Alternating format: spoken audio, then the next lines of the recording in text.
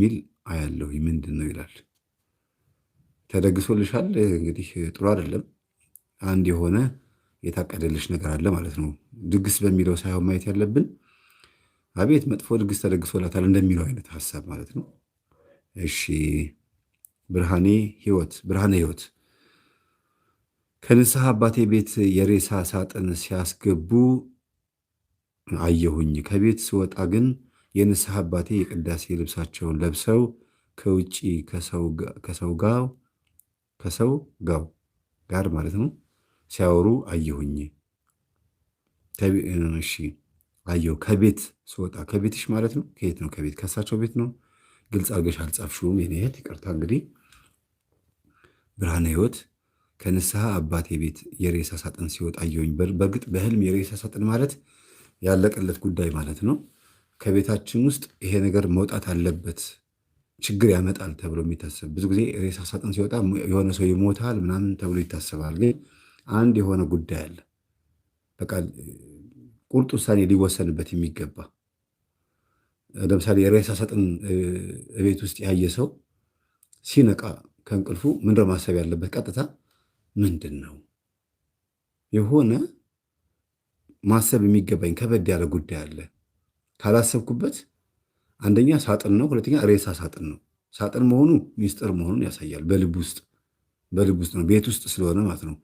ሬሳ ሳጥን መሆኑ ደግሞ ጉዳት ሊያመጣ የሚችል ሊታሰብበት የሚገባ ዋጋ የሚያስከፍል ጉዳይ ማለት ነው እንጂ ግዴታ ሰው መሞት ከቤት ይወጣ ማለት ነው። በእርግጥም አንዳንድ ሰዎች ያያሉ፣ ግን ቀጥታ ራሱን አያሳይም። ራሱን ሳጥን ሲወጣ አሳይቶ ሰው ይሞታል ምናምን ብሎ እንደዚህ ቀጥታ አያሳይም። ህልም ብዙ ጊዜ ትንሽ በምሳሌያዊ ነገር ነው የሚነገረው።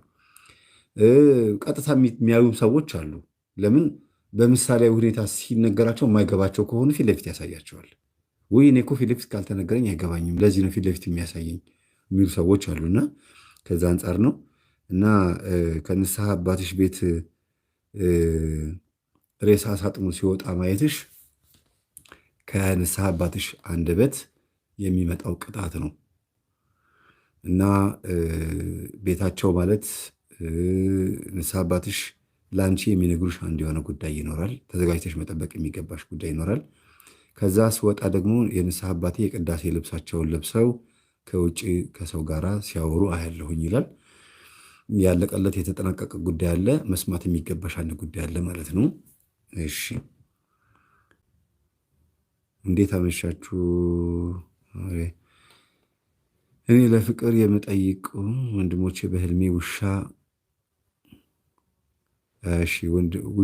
በህልሜ ውሻ ተቀይረው ማን ስለሆንሽ ነው ፍቅሬን የማትቀበይኝ እያሉ ሊበሉኝ ሲሉ ግን በስላሴ ስም ስላቸው ሊበሉኝ አልቻሉም። ግን አልተኛም። ለአንቺ ህይወት እንግዲህ ምናልባት ሌላ ቋንቋ ተናጋሪ ሆናችሁ የምትጽፉት ይሆናል። ለአንቺ ህይወት አበላሻለሁ ይሉኛል፣ ግን አቅም የላችሁም እላችኋለሁ ይላል። ውሻ በህልም ሁለት ትርጉም ያለው፣ አንደኛ ዛር መንፈስ ነው። ይሄ አቴቴ ምናምን ፈጫሳ ምናምን ነገር የለመደ መንፈስ ከሆነ በልጆች ላይ ሲገለጥ ውሻ ሆኖ ነው የሚገለጸው። ቤተሰብ የሚያመልከው መንፈስ ወደ ልጆች ሲመጣ በውሻ መልክ ነው የሚገለጠው። አንዳንዴ ነው ግን የዝሙት መንፈስም የውሻ መስተፋቀር መንፈስ ሆነ የዝሙት መንፈስ ከሆነ በውሻም ይገለጣል። እና ምንም ነገር ማድረግ እንደማይችሉ ከነገርሻቸው ይህንን ሀሳብሽ መቀጠል አለብሽ። ጥሩ ነው። አቅም የላቸውም ካልሽ አቅም የላቸውም ነው። ስለዚህ መፍራት አይገባሽም። እንደዚህ አይነት ነገር በህልም ማየት በጣም ትልቅ ጥቅም አለው። ሁለት ጥቅም አለው። አንደኛ በእውን ስትጸልይ ስትሰግጂ እና ለእግዚአብሔር አምልኮትሽን ስታቀርቢ ይደርስ ይሆን እግዚአብሔር ጋር ያደርግ ይሆን የምትይው ነገር ካለ፣ ሁለተኛ ነገር ደግሞ ታሰሩ ምናምን እያልሽ በምትይበት ሰዓት ወይም ደግሞ ኃይል የላችሁም አቅም የላችሁም ብለሽ በመቁጠሪያ እየገረፍሽ ጸበል እየተጠመቅሽ ባለሽበት ሁኔታ ውስጥ ከሆንሽ ያ ጥርጣሬ ፈጥሮብሽ ከሆነ ያው በህልም አሳይቶሻል አቅም እንደሌላቸውና እየተቃወምሻቸው ያለው ነገር እውነተኛ ተቃውሞ እንደሆነ እያሳየሽ ነው። ከዛ አንጻር ነው። እሺ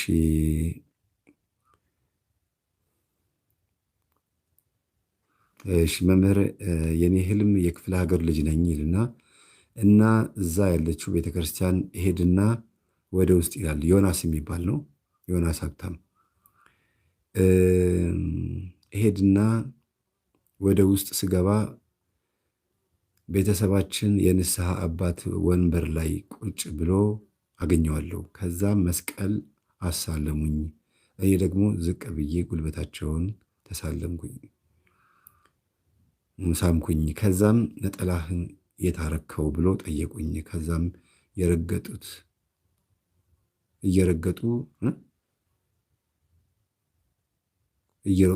እየሮጥኩኝ ወጣሁኝ ይልና ነጠላው ብሎ አቆመ። ምንድን ነው ነጠላው? ነጠላ የት አለ ማለት መንፈሳዊ ሕይወት የት አለ?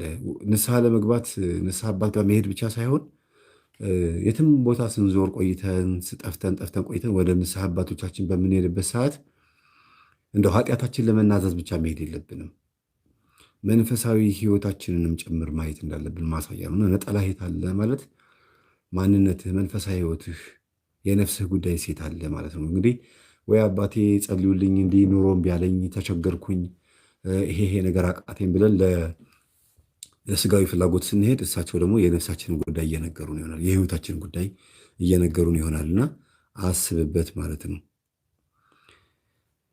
እሺ ኤፍታህ እህተ ኧረ እንደዚያ ይባል እህተ ወጊዮርጊስ። እሺ ኤልሻዳይ ሁሉን ቻይ መምህር ገጠመኝ 23 የክርስቶስ ሰምራ ቤተሰብ የሆነችው መነጽር ሰክታ ከሰው ጋራ ተቀምጣ እኔ ብቻዋን በሆነች ጉልበቷን በሳምኩላለሁ። በህልም ነው መሰለኝ አይደለ? አሁን እንግዲህ ገጠመኝ 23 ማለት የዛሬ 3 ዓመት የለቀኩት ይመስለኛል። የክርስቶስ ሰምራ ቤተሰብ ስንተኛ ትውልድ ነች? በጣም ብዙ ሰዎች አዳምጠውት አይተውት የተደሰቱበት እና በጣም የወደድነው ገጠመኝ ነው እና እሷን ማየትሽ ራሱ በራሱ በጣም ደስ ይላል። የክርስቶስ ሰምራ ቤተሰብ በመሆኗ እንግዲህ አንድ ትልቅ የሆነ የተቀበለሽ ጸሎት ይኖራል እግዚአብሔር። ክርስቶስ ሰምራም ጸሎትሽን እንደምትሰማሽ ማሳያ ስለሆነ ስለተተሳይ ችግሮችሽን ንገሪያት ለቅድስት ክርስቶስ ሰምራ። እሺ መስከረም የድንግል ማርያም ልጅ የምትባል ከአንዲት ጓደኛዬ በር ላይ ላም ታስራ አየሁኝ። እሷ ደግሞ አርግዛ በመንገድ ላይ ተጨንቃ ስትመላለስ በየመንገዱ አየኋት ጓደኛዬን። መጨረሻ ላይ ጓደኛዬን ላም እኮ ነው ያልሽው። መጀመሪያ እባካችሁን አስተካክሉት፣ አጥርታችሁ ጻፉልኝ። ከአንዲት ጓደኛዬ በር ላይ ላም ታስራ አየሁኝ። እሷ ደግሞ አርግዛ በመንገድ ላይ ተጨንቃ ስትሄድ። ማነች እሷ? ጓደኛሽ ማለትሽ ነው? ጸጸፍ። እሺ ላም በህልም ማየት በጣም ትልቅ እድል ነው፣ በረከት ነው። ጓደኛሽ ከሆነች ደግሞ ያረገዘችው እኔ ላሟ መስላኝ ነበረ። ጓደኛሽ ከሆነች ደግሞ ያረገዘችው አርግዛ ተጨንቃ ካየሻት ደግሞ እንግዲህ ልታስወግደው የሚገባት ወይም ደግሞ ልታሳርፉ የሚገባት ሀሳብ አለባት። በህልም ማርገዝ ማለት የሆነ ሀሳብ የሆነ ጭንቀት መያዝ ማለት ነው እና ንስሐ መግባት የሚገባት ነገር ካለ ንስሐ መግባት፣ አንቺም የምታማክሪያት የሆነ የጨነቃት ችግር ካለ ነይ እስቲ ምን ሆነሻል ብለሽ ማማከር ማናገር እንደሚገባሽ ማሳያ ነው። ሌላ ነገር የለውም። እናንተ በር ላይ ከሆነ ደግሞ ወይም የጓደኛሽ በር ላይ ከሆነ ደግሞ አንቺ ገፍተሽ ሄደሽ ልታማክሪያት የሚገባ አንድ ጉዳይ አለ ማለት ነው።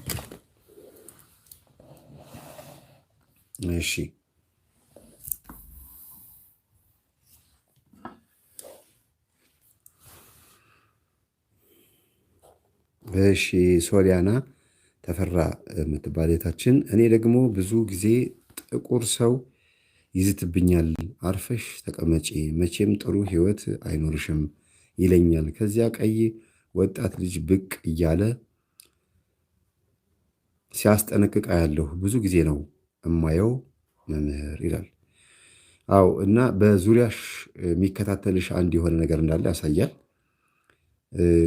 ጥሩ ህይወት አይኖርሽም አበለሻሻለሁ የሚለው ከአንቺ የሆነ የሚፈልገው ነገር ኖሮ ወስዶ አንቺ በመጸለይሽ ምክንያት ሊነጠቅ መሆኑን ሲያቅ የሚይዝት መንፈስ ምልክት ነው። ሌላው ደግሞ ለጓደኛዬ ወይም ደግሞ ለቤተሰቤ፣ ለእህቴ፣ ለወንድሜ ቤተሰቦች ማለት ለሚስቱ፣ ለወንድሜ ሚስት ወይም ለእህቴ ባል ልጸልይ ስትይ የማይመለከትሽ ውስጥ ነገር እንደገባሽ አድርጎ የሚያስብ መንፈስ ነው ወይም ሰው ነው እና ለሰው በሚጸልዩ ሰዎች የሚያዩት ህልም ነው። ብዙ ጊዜ ለሰው የምጸልይ ከሆነ ለተለያዩ ሰዎች የምጸልይ ከሆነ አይመለከትሽም፣ አርፈሽ ተቀመጪ፣ ህይወትሽን ነው የማበላሸው ብሎ መጥቶ ይዝታል። የራስሽን ህይወት ኑሪ የማለት ነገር ነው ማለት ነው። እንደዛ ነው። ስለዚህ ተጠንቀቂው። በዙሪያሽ ያደባ ወጥመድ የዘረጋ በተጠንቀቅ የሚጠብቅሽና አንድ ቀን ጥቃት ሊያደርስ የሚችል እልህ ውስጥ የገባ አንድ የሆነ ሰው እንዳለ ማሳያ ነው። የሺ ሚዲያ መምህር በህልሜ እጮኛዬ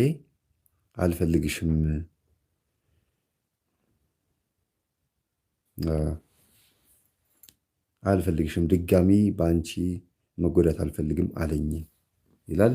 አይነ ጥላው ነው። ድጋሚ በአንቺ መጎዳት አልፈልግም የሚለው መጀመሪያ የሚያጣላችሁ እንግዲህ መጀመሪያ ተጣልታችሁ ነበረ ማለት ነው። ድጋሚ ካለ መጀመሪያ ተጣልታችሁ ነበረ። ስለዚህ በአንቺ መጎዳት አልፈልግም ካለ መጀመሪያ የሚያጣላችሁ ከሱ የመጣው መንፈስ አንቺ ጋር ያለው ነው። ድጋሚ አትጉጂኝ እያለ ያለው አይነ ጥላዋ እሱ ጋር ያለችው ሴት ዛሬ አይነ ጥላ መጀመሪያም አትፈልግሽም፣ አባራሽ ነበረ። አሁንም ታርቀሽ እንደምን ብለሽ ስትመለሺ የምትገፋሽና የምታባርሽ እሷ ስለሆነች ጸልይለት፣ በክርስትና ስሙ ስገጅለት ማለት ነው። በህልሜ ወርቅ ሀብል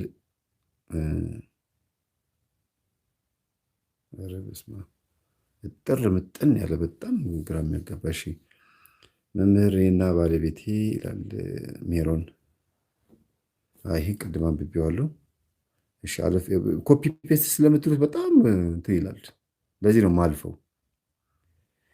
ቅዱስ ሚካኤል ልጅ የሚባል ዩቲዩብ በህልሜ ትልቅ ሜዳ ነው። ሜዳ ሲሄድ ከወንድሜ ተጉባካችሁ ፊደል አስተካክላችሁ ጻፉ። ከወንድሜ ጋር ነበርኩ ለማለት ነው። ወንድሜ ቀድሟ። እሺ አልፌዋለሁ። ፊደሉ በጣም ግራ የሚያጋባ ነው። ምንም ነገር ግራ ያጋባል። እሺ በህልሜ ያየሁት አንድ ደረቅ ቦታ ላይ ነበርኩኝ ይላል ቡኤል ቲዩብ። እንዴት ነው ቡኤል ቲዩብ? ምን ማለት ነው ቡኤል? እስቲ ባካችሁን አስረዱኝ። ቡኤል ቲዩብ የሚባል ሰው ለምን ቡኤል አልሽው? ይታየኛል፣ ፊደል አልተሳሳትኩም። በጣም ይገርማል። ቡኤል ቲዩብ በፍጹም አይባልም።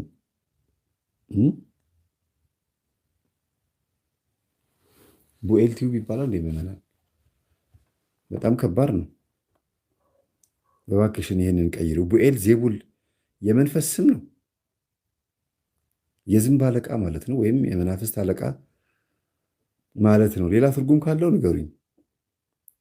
በጣም ከባድ ነው። በህልሜ ያየሁት አንድ ደረቅ ቦታ ላይ ነበርኩኝ። ከዛም 2 ቱቦ ነበሩ። ከዛም ቱቦ ውሃ በኃይለኛው ወጣና ስገፈትረኝ እቃዎችን ይዤ ልመጣ ስል ሲከብደኝ መጽሐፍ ቅዱስ ይዤ መጣሁኝ። ከዛም አንድ ሴት ከውጭ ነበረች።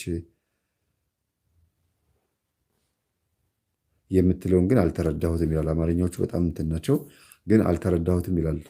ውሃ ከመሬት ሲፈልቅ ማየት ጥሩ እድልና ጥሩ ቻንስ ነው። ተጠቀሚበት። በህይወትሽ ውስጥ የሚመጣ የፍቅር ጥያቄም የትዳር ጥያቄም ወይም ደግሞ ምን እንደሆነ ባላቅም፣ እንግዲህ ሴት ሁኚ ወንድ አላቅም፣ ጥሩ እድል አለሽ። ግን የዩቲዩብሽን ስም ቀይሪ። በጣም ከባድ ነው። እንደ ጥሩ ትርጉም ኖሮታል ቢባልም ቡኤል የሚታወቀው በቡኤል ዜቡል ነው። እኔ በህልሜ አያቴ ቤት ስፔስ የሚባል ነገር እኮ ይነካል። ቤተሰቦቼ ስፔስ የለውም።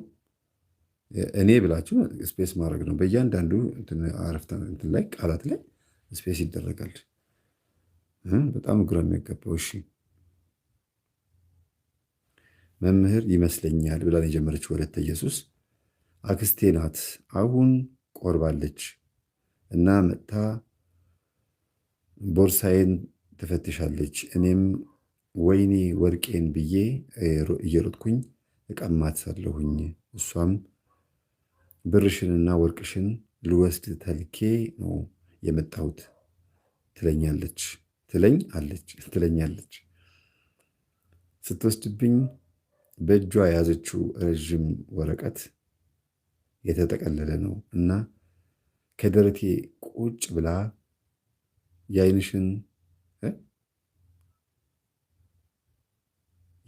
ዓይንሽን ላጠፋው ነው ትለኛለች።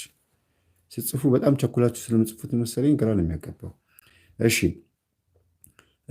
አክስትሽን ዛሬ ቆርባለች። ከእሷ የመጣው መንፈስ ግን በፊት ከገንዘብሽ ገንዘቧ ከንብረትሽ ንብረቷ ለማድረግ የሚፈልግ ወይም ደግሞ ፈልጋም ሊሆን ይችላል የሆነ መንፈስ መጥቷል። ዛሬ ቆረበች ማለት ንስሐ ገባች ማለት ነው። ግን ንስሐ የገባችበት ጉዳይ ግን አንቺ ውስጥ አለ። መንፈሱ ከሴትዮዋ ኃጢአቷ ተወግዶላታል። ሜይ ቢ መንፈሱም ንስሐ ከገባች በኋላ እግዚአብሔር ፈቅዶላት በቅዱስ ቁርባን ሄዶ ሊሆን ይችላል። ያ መጀመሪያ ግን ንስሐ ከመግባቷ በፊት አንቺ ላይ ያደረገችው ጉዳዩ ግን አንቺ ጋር አለ፣ መንፈሱም ጉዳዩ። ስለዚህ ያ መንፈስ ነው ብርሽን አምጣ ተብዬ ነው ልወስድ ነው የመጣሁት ተልኬ ነው የመጣሁት የሚለው ምን ያህል ቀድሞ ተልኮ እንደመጣ ማሳያ ነው። በእጇ የያዘችው ወረቀት ማለት ደግሞ የተናዘዘችበት ኃጢአቷ፣ በዚህ ጉዳይ ላይ ንስሐ ገብታለች። በዚህ ጉዳይ ላይ ንስሐ ገብታበታለች።